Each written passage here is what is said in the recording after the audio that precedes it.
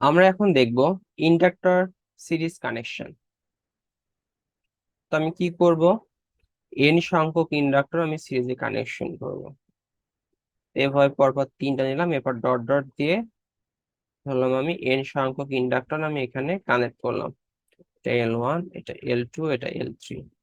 তো কানেক্ট করলে হবে না, আমি এটাকে সার্কিট ড্র করে ফেলতে হবে। এটা সার্কিট ড্র করে ফেলি। তো এটা সার্কিট ড্র করে ফেললাম। তো এটা দিলাম প্লাস, এটা মাইনাস।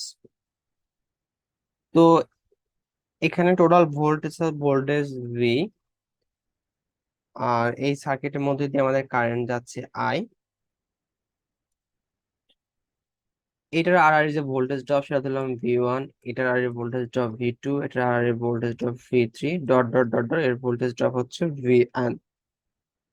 তো যেহেতু এটা একটা সিরিজ কানেকশন, ঢোকার মাথা প্লাস, বেরোনোর মাথা মাইনাস, কারেন্ট ঢোকার মাথা প্লাস, বেরোনোর মাথা মাইনাস, ঢোকার মাথা প্লাস, বেরোনোর মাথা মাইনাস।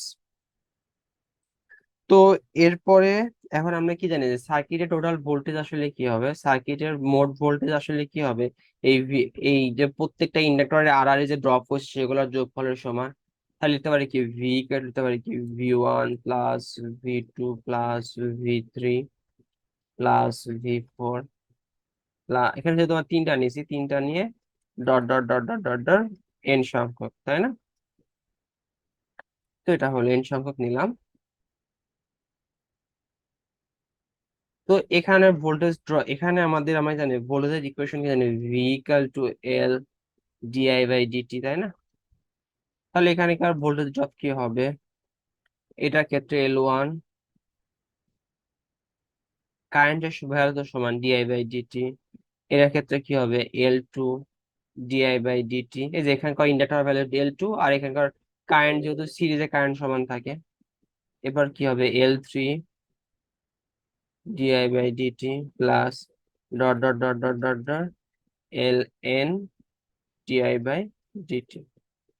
এখন আমি এখান থেকে ডিআই বাই ডিটি কমন নিতে পারি। এই তো ডিআই বাই ডিটি আমি কমন নিলাম, এখানে ডিআই বাই ডিটি কমন নিলে পরে আর থাকতেছে কি L1 plus L2 plus L3 plus dot dot dot dot Ln।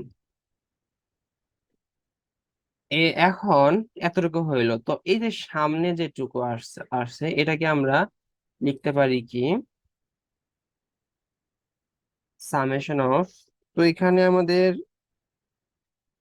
Value কত হবে, 1 থেকে শুরু হয়েছে n সংখ্যক পর্যন্ত, এল কে। দেখি এল ভ্যালু 1 হলে এটা, 2 হলে এটা, 3 হলে এটা, ডট ডট ডট এন হলে পরে এন এটা, এরপর ডিআই বাই ডিটি। আর এইটাকে আসলে কি বলতে পারি, ইকুইভ্যালেন্ট ইন্ডাক্টর, যেটা আমরা অনেক সময় বলি ইকুইভ্যালেন্ট রেজিস্ট্যান্স, যেটা আমরা রেজিস্ট্যান্স এর ক্ষেত্রে বলি ডিআই বাই ডিটি। তো তার মানে আমরা এখানে যদি ইন্ডাক্টর সিরিজে কানেক্ট করি তাহলে তার ইকুইভ্যালেন্ট ইন্ডাক্ট্যান্স কি কত হবে, ইকুইভ্যালেন্ট ইন্ডাক্ট্যান্স হবে সবগুলোর যোগফল, L1 plus L2 plus L3 plus L4 plus dot dot dot dot dot.